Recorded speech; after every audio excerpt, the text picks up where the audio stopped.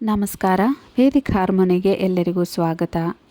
ಇವತ್ತು ನಾನು ಹೇಳ್ತಿರೋಂಥ ಒಂದು ರಿಚುವಲಿಂದ ನಿಮಗೆ ಅಡ ಇಟ್ಟಿರುವಂಥ ಗೋಲ್ಡ್, ಎಷ್ಟೋ ಜನಕ್ಕೆ ಇರುವಂಥ ಪ್ರಾಬ್ಲಮ್ ಅದು. ನಾವು ಚಿನ್ನ ಅಡ ಇಟ್ಟಿದ್ದೀವಿ, ಆದರೆ ನಾವು ವಾಪಸ್ ತಗೊಳಕ್ಕಾಗ್ತಿಲ್ಲ.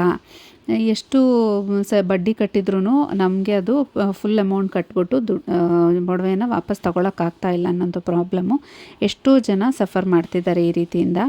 ಗೋಲ್ಡ್ ಅಂದರೆ ಯಾರಿಗೆ ಇಷ್ಟ ಇಲ್ಲ ಹೇಳಿ? ಎಲ್ಲ ಹೆಣ್ಣು ಮಕ್ಳಿಗೂ ಚಿನ್ನ ಅಂದರೆ ಇಷ್ಟ. ಈಗಿನ ಕಾಲ ಗಂಡು ಮಕ್ಳಿಗೂ ಕೂಡ ಗೋಲ್ಡ್ ಅಂದರೆ ಇಷ್ಟ. ಇನ್ನು ಕೆಲವೊಬ್ರು ಹೇಳ್ಬೋದು, ನನಗೆ ಗೋಲ್ಡ್ ಮೇಲೆ ಆಸೆ ಇಲ್ಲ, ನನಗೆ ಇಷ್ಟ ಇಲ್ಲ ಅಂತ.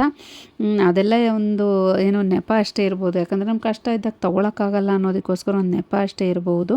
ಅದು ಬಿಟ್ಟರೆ ಒಂದು ಒಡವೆ ಅನ್ನೋದ್ರ ಮೇಲೆ ಎಲ್ಲ ಹೆಣ್ಣು ಮಕ್ಳಿಗೂ ಆಸೆ ಒಂಚೂರಾದರೂ, ಒಂದು ಎಳ್ಳಷ್ಟಾದ್ರೂ ಇದ್ದೇ ಇರುತ್ತೆ. ಇನ್ನೂ ನಾವು ಅಡ ಇಡೋದು ಏನಕ್ಕೆ ಅಂದರೆ, ಅಡ ಇಡಲೇಬಾರ್ದು ಅಂದರೆ ಅದು ಆಗದೇ ಇರೋ ಕೆಲಸ. ಯಾಕೆಂದರೆ ಗೋಲ್ಡ್ ಅನ್ನೋದು ಒಂದು ಅಸೆಟ್ಟು.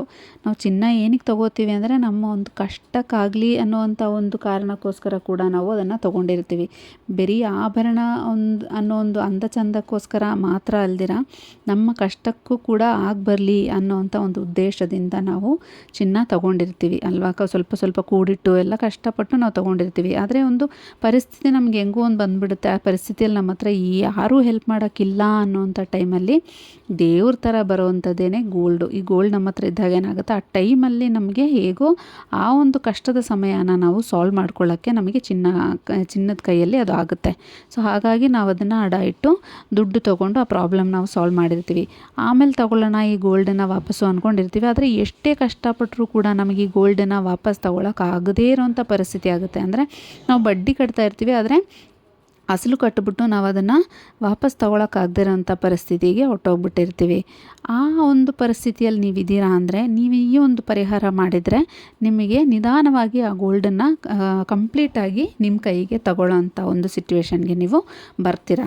ಈ ಒಂದು ರಿಚುವಲ್ನ ನೀವು ಮಾಡಬೇಕಾಗಿರೋದು ಯಾವಾಗಲೇ ಶುಕ್ರವಾರದ ದಿನ ನೀವು ಇದನ್ನು ಮಾಡಬೇಕಾಗುತ್ತೆ. ಯಾವ ರೀತಿ ಮಾಡಬೇಕು ಅಂದರೆ, ಇದಕ್ಕೆ ನೀವು ನಿಮಗೆ ಬೇಕಾಗಿರೋಂಥದ್ದು ಒಂದು ಗಾಜಿನ ಬೌಲು. ತುಂಬ ದೊಡ್ಡದೇನು ಬೇಕಾಗಿಲ್ಲ, ಸುಮಾರು ಚಿಕ್ಕದಾಗಿದ್ದರೆ ಸಾಕು. ನಿಮ್ಮ ಪೂಜಾ ರೂಮಲ್ಲಿ ಇಡೋವಂಥ ಒಂದು ಸೈಜು ಚಿಕ್ಕದೊಂದು ಬೌಲ್ ಬರುತ್ತಲ್ಲ, ಈ ಐಸ್ ಕ್ರೀಮೆಲ್ಲ ಹಾಕ್ಕೊಡೋವಂಥ ಬೌಲು. ಅದು ತೀರಾ ನಿಮ್ಮ ಗಾಜಿನಿಲ್ಲ ನಿಮ್ಮ ಹತ್ರ ಅನ್ನೋದಾದರೆ ಮಣ್ಣಿನ ಒಂದು ದೀಪದ ಸೈಜಲ್ಲಿ ಇರುತ್ತಲ್ಲ, ದೀಪ ಅಂದರೆ ಪುಟ್ಟ ದೀಪ ಅಲ್ಲ, ಈ ನಾವು ದೊಡ್ಡ ದೀಪ ಹಚ್ತೀವಲ್ಲ ಆ ಥರ ಒಂದು ಸುಮಾರು ಕಲ್ಲುಪ್ಪು ಹಾಕಿಡೋಷ್ಟು ನಮಗೆ ಜಾಗ ಬೇಕು. ಆ ರೀತಿ ಇರುವಂಥ ಒಂದು ಬೌಲ್ ನೀವು ತೊಗೋಬೋದು. ಗಾಜಿನ ಬೌಲ್ ಇಲ್ಲ ಅಂದರೆ ನೀವು ಮಣ್ಣಿನ ಬೌಲಾದರೂ ತೊಗೋಬೋದು. ಈ ರೀತಿ ತೊಗೊಂಡಿದ ನಂತರ ಇದಕ್ಕೆ ನೀವು ಪೂರ್ತಿಯಾಗಿ ಅರಿಶಿಣವನ್ನು ಬಳಿಬೇಕಾಗುತ್ತೆ. ಚೆನ್ನಾಗಿ ಅರಿಶಿಣ ನೀರಲ್ಲಿ ಕಲಸಿ ಈ ಬೌಲ್ ಪೂರ್ತಿಯಾಗಿ ನೀವು ಹಚ್ಚಬೇಕಾಗುತ್ತೆ. ಹಚ್ಚಿದ ನಂತರ ನೀವು ಇದಕ್ಕೆ ಕಲ್ಲುಪ್ಪು ಹಾಕಬೇಕಾಗುತ್ತೆ. ಕಲ್ಲುಪ್ಪಿನ ಬೆನಿಫಿಟ್ ಏನು ಅಂತ ನಾನು ಆಲ್ಮೋಸ್ಟ್ ಎಲ್ಲ ವೀಡಿಯೋದಲ್ಲೂ ಹೇಳ್ತೀನಿ. ಕಲ್ಲುಪ್ಪು ಎಷ್ಟೊಂದು ಕಡೆ ಯೂಸ್ ಮಾಡೋಕ್ಕೂ ಕೂಡ ನಾನು ಹೇಳಿದ್ದೀನಿ. ಯಾಕೆಂದರೆ ಕಲ್ಲುಪ್ಪಿಗೆ ಅಷ್ಟು ಶಕ್ತಿ ಇರುತ್ತೆ. ಸೊ ಹಾಗಾಗಿ ನಾವು ಕಲ್ಲುಪ್ಪನ್ನ ಯೂಸ್ ಮಾಡಿದಾಗ ಏನಾಗುತ್ತೆ, ಅದು ಏನು ನೆಗೆಟಿವ್ ಎನರ್ಜಿ, ಏನು ಬ್ಲಾಕೇಜ್ ನಿಮಗೆ ಆಗ್ತಿದೆ, ಆ ಒಂದು ಒಡವೆ ನಿಮಗೆ ತಗೊಳ್ಳೋಕೆ ಯಾಕೆ ಆಗ್ತಿಲ್ಲ, ಅದೇನು ಬ್ಲಾಕ್ ಆಗ್ತಿದೆ ಅದನ್ನು ಇದು ರಿಮೂವ್ ಮಾಡುತ್ತೆ. ಪ್ರತಿಯೊಂದು ನೆಗೆಟಿವ್ ಎನರ್ಜಿನ ಕೂಡ ರಿಮೂವ್ ಮಾಡುವಂಥ ಶಕ್ತಿ ಈ ಕಲ್ಲುಪ್ಪಿಗೆ ಇರುತ್ತೆ. ಹಾಗಾಗಿ ನಾನಿಲ್ಲಿ ಕಲ್ಲುಪ್ಪು ಯೂಸ್ ಮಾಡಿ ಅಂತ ಹೇಳ್ತಾ ಇರೋದು. ಸೊ ನೀವು ಈ ಬೌಲಿಗೆ ಕಲ್ಲುಪ್ಪನ್ನ ಹಾಕಬೇಕಾಗತ್ತೆ. ನಂತರ ಒಂದು ರೂಪಾಯಿ ಕಾಯಿನ್ನ ನೀವು ಈ ಕಲ್ಲುಪ್ಪಿನ ಮೇಲೆ ಇಡಬೇಕಾಗತ್ತೆ. ಈ ₹1 ಕಾಯಿನ್ ಇಡೋಕ್ಕೆ ಮುಂಚೆ ನೀವು ಕಾಯಿನ್ನ ತೊಳೆದ್ಬಿಟ್ಟು ಅನಂತರ ಈ ಕಲ್ಲುಪ್ಪು ಏನು ನೀವು ಇಟ್ಟಿರ್ತೀರಲ್ಲ ಅದ್ರ ಮೇಲ್ಗಡೆಗೆ ನೀವು ₹1 ಕಾಯಿನ್ನ ಇಡಬೇಕಾಗತ್ತೆ. ಇನ್ನೊಂದು, ಇಲ್ಲಿ ₹1 ಕಾಯಿನ್ನ ತೊಳೆದಿಡಿ ಅಂತ ನಾನು ಹೇಳಬೇಕಾದ್ರೆ, ನಾನು ಮುಂಚೆ ಒಂದು ವೀಡಿಯೋದಲ್ಲೂ ಕೂಡ ಹೇಳಿದ್ದೆ, ತೊಳೆದಿಡಿ ಅಂತ ಏನಕ್ಕೆ ಹೇಳ್ತೀನಿ ಅಂದರೆ, ಅದು 100 ಕಡೆ ಸುತ್ತಾಡ್ಕೊಂಡು ಬಂದಿರುತ್ತೆ, ಹಾಗಾಗಿ ನೀವು ತೊಳೆದಿಡಿ ಅಂತ.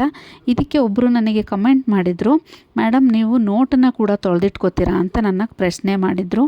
ಇಲ್ಲಿ ನಾನು ಹೇಳ್ತಿರೋದು, ನೀವು ಈ ರೀತಿ ರಿಚುವಲ್ನ ಮಾಡಬೇಕಾದ್ರೆ ₹1 ಕಾಯಿನ್ನ ತೊಳೆದು ಇದ್ರ ಮೇಲೆ ಇಡಿ. ಯಾಕೆಂದರೆ ಇದು ನೆಗೆಟಿವ್ ಎನರ್ಜಿನ ರಿಮೂವ್ ಮಾಡೋಕ್ಕೋಸ್ಕರ ನಾವು ಮಾಡ್ತಿರೋಂಥ ಒಂದು ಪವಿತ್ರವಾದಂಥ ಕೆಲಸ ಆಗಿರೋದ್ರಿಂದ ಇದನ್ನು ತೊಳೆದ್ಬಿಟ್ಟು ಇಡಿ ಅಂತ ನಾನು ಹೇಳಿರ್ತೀನಿ. ಅದಕ್ಕೆ ನೀವು ನೆಗೆಟಿವ್ ಆಗಿಯೇ ತೊಗೊಂಡು ನೆಗೆಟಿವ್ ಆಗಿಯೇ ಪ್ರಶ್ನೆ ಕೇಳಿದ್ರೆ, ನೀವು ಇದೇ ಮೈಂಡ್ಸೆಟ್ಟಲ್ಲಿ ಯಾವ ಕೆಲಸ ಮಾಡಿದ್ರೂ ನಿಮಗದು ನಡೆಯೋದೇ ಇಲ್ಲ. ಹಾಗಾಗಿ ನಾನು ಏನಕ್ಕೆ ಹೇಳ್ತಿದ್ದೀನಿ ಅಂತ ಫಸ್ಟು ಕರೆಕ್ಟಾಗಿ ಕೇಳಿಸ್ಕೊಂಡು ಆಮೇಲೆ ನೀವು ಬೇಕಿದ್ರೆ ಕಮೆಂಟ್ ಮಾಡಿ. ಅದನ್ನು ಬಿಟ್ಟು ನಾನು ಈ ರಿಚುವಲ್ ಮಾಡುವಾಗ ಒಂದು ಕಾಯಿನ್ನ ತೊಳೆದಿಡಿ ಅನ್ನೋ ಒಂದು ಕಾರಣಕ್ಕೋಸ್ಕರ ನೀವು ನನಗೆ ನೋಟನ್ನೇ ತೊಳೆದು ನೀವು ಇಟ್ಕೋತೀರಾ ಅಂತ ಕೇಳಿದ್ರಿ. ಅದು ತಪ್ಪು ನನ್ನ ಪ್ರಕಾರ. ಪೂರ್ತಿ ವಿಡಿಯೋ ನೋಡಿ ಏನಕ್ಕೆ ಹೇಳಿದ್ದೀನಿ ಅಂತ ತಿಳ್ಕೊಂಡು ಇನ್ಮೇಲೆ ನನಗೆ ಪ್ರಶ್ನೆ ಕೇಳಿ ನೀವು. ಮತ್ತು ಈ ಕಾಯಿನ್ನ ನೀವು ಮತ್ತೆ ದೇವ್ರ ಉಂಡಿಗೆ ಹಾಕಬೇಕಾದ್ರೂ ಕೂಡ ತೊಳೆದ್ಬಿಟ್ಟು ಹಾಕಿ ಅಂತ ಹೇಳಿದ್ದೆ. ಇದು ಯಾಕೆ ಅಂದರೆ ನಾವು ಈ ರಿಚುವಲ್ ಮಾಡಿದ ನಂತರ ಈ ನೆಗೆಟಿವ್ ಎನರ್ಜಿ ಏನಿರುತ್ತೋ ಇದೆಲ್ಲ ಇದಕ್ಕೆ ಬಂದಿರುತ್ತೆ. ಸೊ ಇದನ್ನು ನಾವು ತೊಳೆದ್ಬಿಟ್ಟು ದೇವ್ರ ಉಂಡಿಗೆ ಹಾಕಿಲ್ಲ ಅಂದರೆ ಆ ದೇವ್ರ ಉಂಡಿಯಲ್ಲಿರೋ ದುಡ್ಡು ಅದೇನು ದೇವ್ರ ಪಾದದಲ್ಲಿ ಬಿಟ್ಬಿಡ್ತಾರಾ? ಇಲ್ವಲ್ಲ, ಅದು ಮತ್ತೆ ರೊಟೇಟ್ ಆಗ್ತಾನೇ ಇರುತ್ತೆ. ಅದು ಹಲವಾರು ಜನ ಕೈಗಳಿಗೆ ಹೋಗ್ತಾ ಇರುತ್ತೆ. ಹಾಗಾಗಿ ಯಾರಿಗೂ ತೊಂದರೆ ಆಗಬಾರ್ದು ಅನ್ನೋ ಕಾರಣಕ್ಕೋಸ್ಕರ ತೊಳೆದು ಬಿಟ್ಟಿಡಿ ಅಂತ ಹೇಳಿದ್ದು. ಅದನ್ನು ಬಿಟ್ಟು ನಾನು ಇನ್ಯಾವ ಕೆಟ್ಟ ಭಾವನೆ ಇಟ್ಕೊಂಡು ನಾನು ಇದನ್ನು ಹೇಳಿಲ್ಲ. ಓಕೆ, ನೆಕ್ಸ್ಟ್ ಈ ₹1 ಕಾಯಿನ್ನ ನೀವು ತೊಳೆದು ಉಪ್ಪಿನ ಮೇಲೆ ಇಟ್ಟಿದ ನಂತರ ನಿಮ್ಮ ಕೈಯಲ್ಲಿರುವಂಥ ಯಾವುದಾದ್ರು ಪುಟ್ಟ ಒಂದು ಗೋಲ್ಡ್ದು ಒಂದು ಮೂಗ್ಬೊಟ್ಟಾಗಲಿ, ಒಂದು ಉಂಗುರ ಆಗಲಿ, ಸಣ್ಣದೇನಾದರೂ ಒಂದು ನಿಮ್ಮ ಕೈಯಲ್ಲಿದ್ದರೆ ನೀವು ಈ ಕಾಯಿನ್ನ ಮೇಲ್ಗಡೆಗೆ ಇಡಬೇಕಾಗುತ್ತೆ. ಅದು ಏನು ಬೇಕಾದರೂ ಆಗಿರ್ಬೋದು. ಈಗ ನಿಮ್ಮ ಹತ್ರ ಇಲ್ಲ, ಏನು ಚಿನ್ನನೇ ಇಲ್ಲ ನಿಮ್ಮ ಹತ್ರ ಅಂದರೆ ಏನೂ ಮಾಡೋಕ್ಕಾಗಲ್ಲ. ಅಂಥ ಪರಿಸ್ಥಿತಿಯಲ್ಲಿ ನೀವು ಇದನ್ನು ಬಿಟ್ಬಿಡಿ. ಇಲ್ಲ ಅಂದರೆ ಏನು ಮಾಡಬೇಕು, ನಿಮ್ಮ ಕೈಯಲ್ಲಿ ಏನಾದರೂ ಒಂದು ಸಣ್ಣದಾಗಿರೋದು ಏನಾದರೂ ಒಂದಿದ್ದಾಗ, ಒಂದು ಮೂಗ್ಬೊಟ್ಟಾಗಿರ್ಬೋದು, ಒಂದು ಉಂಗುರ ಆಗಿರ್ಬೋದು, ಇಲ್ಲ ಏನೇ ಒಂದು ಸಣ್ಣದೊಂದು ಈ ಕಾಯಿನ್ನ ಮೇಲೆ ನೀವು ಇಡಬೇಕಾಗುತ್ತೆ. ಇಟ್ಟು ನೀವು ದೇವ್ರ ಮನೆಯಲ್ಲಿ ಲಕ್ಷ್ಮೀ ದೇವಿಯ ಮುಂದೆ ಒಂದು ತುಪ್ಪದ ದೀಪವನ್ನು ಹಚ್ಚಿಡಬೇಕಾಗುತ್ತೆ. ಒಂದು ಮಣ್ಣಿನ ದೀಪ ಆದರೂ ಆಗಲಿ, ನಿಮ್ಮ ಮನೆಯಲ್ಲಿ ಬೇರೆ ಥರದ ದೀಪ ಏನು ಹಚ್ತೀರೋ ಒಂದು ದೀಪನ ನೀವು ಲಕ್ಷ್ಮೀ ತಾಯಿಯ ಫೋಟೋ ಮುಂದೆ ಈ ದೀಪವನ್ನು ಹಚ್ಚಿಟ್ಟು ನಂತರ ಈ ನೀವು ಮಾಡಿರೋಂಥ ಉಪ್ಪಿನ ಬೌಲ್ ಏನಿರುತ್ತಲ್ವ ಅದನ್ನು ತೆಗೆದುಕೊಂಡು ತಾಯಿಯ ಮುಂದೆ ಇಡಬೇಕಾಗುತ್ತೆ. ಇಟ್ಟು ನೀವು ಬೇಡ್ಕೋಬೇಕಾಗುತ್ತೆ. ಏನು ನಿಮ್ಮ ಕಷ್ಟ ಏನಿದೆ, ಏನಾಗಿದೆ, ಯಾವ ಪ್ರಾಬ್ಲಮಿಂದ ಈ ರೀತಿ ಆಗಿದೆ, ಇದೆಲ್ಲ ಪರಿಹಾರ ಆಗಲಿ ಅಂತ ನೀವು ತಾಯಿಯ ಮುಂದೆ ಬೇಡ್ಕೋಬೇಕಾಗುತ್ತೆ. ಬೇಡಿದ ನಂತರ ಆ ದೀಪ ಆರೋಗೋಕ್ಕೆ ಒಂದು ಸ್ವಲ್ಪ ಟೈಮ್ ತಗೊಳುತ್ತೆ. ಅದು ಆರೋವರೆಗೂ ಅದನ್ನು ದೇವ್ರ ಮನೇಲೇ ಬಿಟ್ಬಿಡಿ. ನಂತರ ದೀಪ ಅದಾಗದೇ ಆರಬೇಕು. ನಂತರ ಆರಿದ ನಂತರ ಈ ಬೌಲ್ನ ನೀವು ತೊಗೊಂಡು ಬಂದು ನಿಮ್ಮ ಅಲ್ಮಿರ ಇಡುವಂಥ ಜಾಗ, ಎಲ್ಲಿ ನೀವು ಅಲ್ಮಿರ ಇಡ್ತೀರಾ ಅಲ್ಲಿ ನೀವು ಸುತ್ತಲೂ ಎಲ್ಲಾದರೂ ಒಂದು ಟೇಬಲ್ ಏನಾದರೂ ಇದ್ದರೆ ಟೇಬಲ್ ಹತ್ರ ಎಲ್ಲಾದರೂ ಇಟ್ಕೋಬೋದು. ಇಲ್ಲ ಕೆಳಗಡೆ ಎಲ್ಲಾದರೂ ಸೈಡಲ್ಲಿ ಜಾಗ ಇದ್ದರೆ ಅಲ್ಮಿರ ಪಕ್ಕದಲ್ಲಿ ನೀವು ಇದನ್ನು ಇಡಬೇಕಾಗುತ್ತೆ. ಇದು 3 ದಿನ ಅಲ್ಲೇ ಇರಬೇಕಾಗುತ್ತೆ. ಯಾರೂ ತಗಳ್ಸೋ ಹಾಗಿಲ್ಲ. ತಗಳ್ಸಿದ್ರೆ ಕಾಯಿನ್ ಗೋಲ್ಡ್ದು ಏನು ಇಟ್ಟಿದ್ದೀರೋ ಅದೆಲ್ಲ ಬೀಳೋ ಚಾನ್ಸಸ್ಸು ಇರುತ್ತೆ. ಅದು ಒಳ್ಳೆಯದು ಅಲ್ಲ. ಹಾಗಾಗಿ ಯಾರು ತುಳಿದೇ ಇರೋಂಥ ಜಾಗ, ಇಲ್ಲ ತಗಳ್ಸದೇ ಇರೋಂಥ ಜಾಗ ನೋಡಿಕೊಂಡು ನೀವು ಇದನ್ನು ಅಲ್ಲಿ ಆ ಜಾಗದಲ್ಲಿ ಇಡಬೇಕಾಗುತ್ತೆ. ನಂತರ ನೀವು 3ನೇ ದಿನ ಅಂದರೆ ಭಾನುವಾರ, ನೀವು ಇದನ್ನು ಶುಕ್ರವಾರ ಮಾಡಿರ್ತೀರಲ್ವ, ಹಾಗಾಗಿ ಭಾನುವಾರದ ದಿನ ನೀವೇನು ಮಾಡಬೇಕು ಅಂದರೆ ಈ ಒಂದು ಬೌಲ್ನ ನೀವು ತೆಗಿಬೇಕಾಗತ್ತೆ. ತೆಗೆದು ಗೋಲ್ಡ್ ಏನು ಇಟ್ಟಿದ್ದೀರ ನೀವು ಅದನ್ನು ವಾಶ್ ಮಾಡಿ ನೀವು ಹಾಕ್ಕೋಬೋದು. ಇಲ್ಲ ನೀವು ಮತ್ತೆ ಗೋಲ್ಡ್ ಎಲ್ಲಿ ಎತ್ತಿಡ್ತೀರೋ ಅಲ್ಮಿರಾದಲ್ಲಿ ಎತ್ತಿಡ್ಕೋಬೋದು. ಅದು ನಿಮ್ಮ ಇಷ್ಟ ಯಾವ ಥರ ಅಂತ ನೀವು ನೋಡಿಕೊಂಡು ನೀವು ಮಾಡ್ಕೋಬೋದು. ನಂತರ ಈ ಕಾಯಿನ್ ಕೂಡ ತೊಳೆದ ನಂತರ ಅದನ್ನು ನೀವು ಕ್ಯಾಶ್ ಬಾಕ್ಸಲ್ಲಿ ಇಟ್ಕೋಬೋದು. ಅಂದರೆ ನೀವೆಲ್ಲಿ ಕ್ಯಾಶ್ ಸೇವ್ ಮಾಡೋಕ್ಕೆ ಅಂತ ಎಲ್ಲಿ ಎತ್ತಿಡ್ತೀರಲ್ವ ಆ ಜಾಗದಲ್ಲಿ, ಖರ್ಚಿಗೆ ಅಂತ ಎತ್ತಿಡೋವಂಥ ದುಡ್ಡಿನ ಜಾಗ ಅಲ್ಲ, ಎಲ್ಲಿ ಸೇವ್ ಮಾಡೋಕ್ಕೆ ಅಂತ ನೀವು ದುಡ್ಡು ಇಡ್ತೀರಲ್ವ ಆ ಒಂದು ಜಾಗದಲ್ಲಿ, ಅದು ಪರ್ಸ್ ಆಗಿರ್ಬೋದು, ಇಲ್ಲ ಗೋಲ್ಡ್ ಕ್ಯಾಶ್ ಬಾಕ್ಸ್ ಆಗಿರ್ಬೋದು, ಈ ರೀತಿ ಎಲ್ಲಿ ನೀವು ಎತ್ತಿಡ್ತೀರ ಆ ಒಂದು ಜಾಗದಲ್ಲಿ ನೀವು ಈ ₹1 ಕಾಯಿನ್ನ ನೀವು ಅಲ್ಲಿ ಎತ್ತಿಡಬೇಕಾಗುತ್ತೆ. ನಂತರ ಈ ಕಲ್ಲುಪ್ಪು ಏನಿರುತ್ತೆ ಅದನ್ನು ನೀವು ಎಲ್ಲಾದರೂ ಹರಿಯೋ ನದಿಯಲ್ಲಿ ಹಾಕ್ಬೋದು. ಇಲ್ಲ ಅಂದರೆ ಅದನ್ನು ಡೈಲ್ಯೂಟ್ ಮಾಡಿ ನಿಮ್ಮ ಸಿಂಕಲ್ಲಿ ನೀವು ಹಾಕ್ಬೋದು. ಚೆನ್ನಾಗಿ ಡೈಲ್ಯೂಟ್ ಆಗಬೇಕು. ಹಾಗೆ ಉಪ್ಪುಪ್ಪಾಗೆ ನೀವು ಹಾಕಬಾರ್ದು. ಚೆನ್ನಾಗಿ ಒಂದು ನೀರಲ್ಲಿ ಕರಗಿಸಿ ಅದನ್ನು ನೀವು ಸಿಂಕಲ್ಲಿ ಹಾಕಬೇಕಾಗುತ್ತೆ. ಕೆಲವೊಂದು ಸರಿ ಈಸಿಯಾಗಿ ಕರಗಲ್ಲ. ಸೊ ಸಮಯ ತಗೊಂಡು ಅದನ್ನು ಕರಗಿಸಿ ರನ್ನಿಂಗ್ ವಾಟರಲ್ಲಿ ನೀವು ಸಿಂಕ್ ಒಳಗೆ ನೀವು ಅದನ್ನು ಬಿಡ್ಬೋದು. ಇನ್ನೂ ಒಂದು ವಿಷಯ ನಿಮಗೆ ಏನು ಹೇಳಬೇಕು ಅಂದರೆ, ಈ ರಿಚುವಲ್ ಎಲ್ಲ ಮಾಡಿದ ನಂತರ ನಿಮ್ಮ ಅಡ ಇಟ್ಟಿದ ಚಿನ್ನ ನೀವು ವಾಪಸ್ ಮನೆಗೆ ತಂದ ನಂತರ ನೀವು ಏನು ಮಾಡಬೇಕು ಅನ್ನೋದು, ಮತ್ತೆ ಇದು ಆ ಒಂದು ಪ್ರೊಸೀಜರ್ಗೆ ಹೋಗಬಾರ್ದು. ಅಂದರೆ ಮತ್ತೆ ಅಡ ಇಡುವಂಥ ಒಂದು ಕಾರಣಕ್ಕಾಗಿ ಈ ಚಿನ್ನ ನಮ್ಮ ಕೈಯಿಂದ ಹೋಗಬಾರ್ದು ಅನ್ನೋ ಒಂದು ಕಾರಣಕ್ಕೋಸ್ಕರ ನೀವು ಏನು ಮಾಡಬೇಕು ಅಂದರೆ, ಈ ಗೋಲ್ಡನ್ನು ನೀವು ಮನೆಗೆ ತಂದ ನಂತರ ಒಂದು ಸ್ವಲ್ಪ ನೀರಲ್ಲಿ ಅದನ್ನು ತೊಳೆದ್ಬಿಡಿ. ನಂತರ ಕಲ್ಲುಪ್ಪು, ಒಂದು ಪಾತ್ರೆಯಲ್ಲಿ ಕಲ್ಲುಪ್ಪು ಇಟ್ಬಿಟ್ಟು ಈ ಗೋಲ್ಡ್ ಏನು ನೀವು ತಂದಿದ್ದೀರಲ್ಲ ಅದನ್ನು ಕಲ್ಲುಪ್ಪಿನ ಮೇಲೆ ಒಂದು ಅರ್ಧ ಗಂಟೆ ನೀವು ಅದನ್ನು ಬಿಟ್ಬಿಡಿ. ನಂತರ ಇದನ್ನು ಅರಿಶಿಣದ ನೀರಲ್ಲಿ ಡಿಪ್ ಮಾಡಿ, ಒಂದು ಬೌಲಲ್ಲಿ ಸ್ವಲ್ಪ ನೀರು ಹಾಕಿ ಅದಕ್ಕೆ ಒಂಚೂರು ಅರಿಶಿಣದ ಪುಡಿ ಹಾಕ್ಬಿಟ್ಟು ಈ ಚಿನ್ನನ ನೀವು ಅದರಲ್ಲಿ ಅದ್ದಿ ನೀವು ಹೊರಗಡೆ ತಗೊಂಡು ನಂತರ ದೇವ್ರ ಮನೆಯಲ್ಲಿಟ್ಟು ನೀವು ಒಂದು ದೀಪವನ್ನು ಹಚ್ಚಿ ದೇವ್ರ ಮುಂದೆ ಕೈ ಮುಗಿದು ನಂತರ ನೀವು ಅದನ್ನು ಮೈ ಮೇಲೆ ಹಾಕ್ಕೊಳ್ಳಿ. ಇಲ್ಲಾಂದರೆ ಎತ್ತಿಡ್ಕೋಬೋದು. ಹಾಗೆ ನೀವು ಹೊಸ ಚಿನ್ನ ತಂದಾಗಲೂ ಕೂಡ ಇದೇ ಒಂದು ಪ್ರೊಸೀಜರ್ನ ಮಾಡೋದ್ರಿಂದ ಅದು ಯಾವುದೇ ರೀತಿ ಈ ರೀತಿ ಒಂದು ವಿಷಯಕ್ಕೆ ಬಳಸದೇ ಇರೋ ರೀತಿಯಲ್ಲಿ ನೀವು ಅದನ್ನು ಎತ್ತಿಡ್ಕೋಬೋದು. ಆ ಒಂದು ಪರಿಸ್ಥಿತಿ ದೇವ್ರು ನಮಗೆ ಕೊಡಲ್ಲ. ಅಂದರೆ ಚಿನ್ನನ ಅಡ ಇಡುವಂಥ ಪರಿಸ್ಥಿತಿ ದೇವ್ರು ನಮಗೆ ಕೊಡಲ್ಲ. ಹಾಗಾಗಿ ಗೋಲ್ಡ್ ತಂದ ಕೆಲವ್ರು ಏನು ಮಾಡ್ತಾರೆ, ಅಂಗಡಿಯಲ್ಲೇ ಹಾಕ್ಕೊಂಡು ಹೋಗ್ಬಿಡ್ತಾರೆ. ಇನ್ನು ಕೆಲವರು ಮನೆಗೆ ತಂದಿದ ಮೇಲೆ ಅಲ್ಮಿರಾದಲ್ಲಿ ಎತ್ತಿಬಿಡ್ತಾರೆ, ಇಲ್ಲ ಮೈ ಮೇಲೆ ಹಾಕ್ಕೊಂಡು ಓಡಾಡ್ಬಿಡ್ತಾರೆ. ಈ ರೀತಿ ಮಾಡೋಕ್ಕೆ ಹೋಗಬೇಡಿ. ಯಾಕಂದರೆ ಎಷ್ಟೋ ಜನ ಟ್ರಯಲ್ಗಾದ್ರೂ ಈ ಗೋಲ್ಡನ್ನು ಜ್ಯುವೆಲ್ರಿಯಲ್ಲಿದ್ದಾಗ ಹಾಕ್ಕೊಂಡು ನೋಡಿರ್ತಾರೆ ಅಲ್ವಾ. ನಾವು ಕೂಡ ಎಷ್ಟೊಂದನ್ನ ನೋಡಿರ್ತೀವಿ. ಸೊ ಆ ರೀತಿ ಹಾಕ್ಕೊಂಡು ನೋಡೋದ್ರಿಂದ ಏನೂ ಪ್ರಾಬ್ಲಮ್ ಇಲ್ಲ. ಆದರೆ ನಮ್ಮದು ಅಂತ ನಾವು ಮಾಡಿಕೊಂಡು ದುಡ್ಡು ಕೊಟ್ಟು ನಮ್ಮದು ಅಂತ ನಾವು ಮನೆಗೆ ತಂದ ನಂತರ ನೀವು ಅದನ್ನು ಇಮ್ಮಿಡಿಯೇಟಾಗಿ ಮೈ ಮೇಲೆ ಹಾಕ್ಕೊಂಡು ಓಡಾಡಬಾರ್ದು.